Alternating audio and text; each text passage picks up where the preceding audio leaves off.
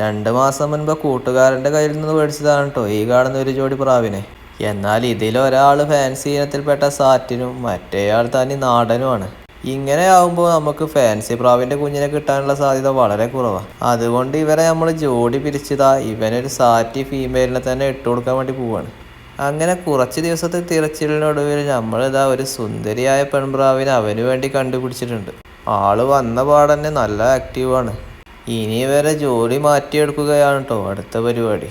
നമ്മുടെ കൂടിൻ്റെ ചുറ്റുമുള്ള വലയിൽ കുടുങ്ങി കിട്ടിയതാണ് കേട്ടോ ഈ കാണുന്ന അമ്പലപ്രാവിൻ്റെ കുഞ്ഞിനെ. കാലിന് ചെറിയ പരിക്കുള്ളവൻ തൽക്കാലം ഇവിടെ കിടക്കട്ടെ.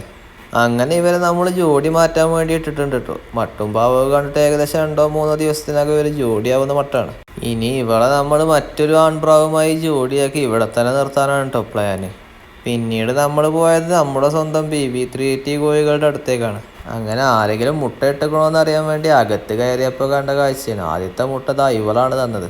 ശേഷം അവർക്കുള്ള തീറ്റയും കൊടുത്ത് നമ്മൾ കൂട്ടിൽ നിന്ന് ഇറങ്ങുകയാണ് കേട്ടോ. അപ്പോൾ വീഡിയോ കണ്ട് ഇഷ്ടപ്പെട്ട ചാനലും സബ്സ്ക്രൈബ് ചെയ്ത് സപ്പോർട്ട് ചെയ്യണേ.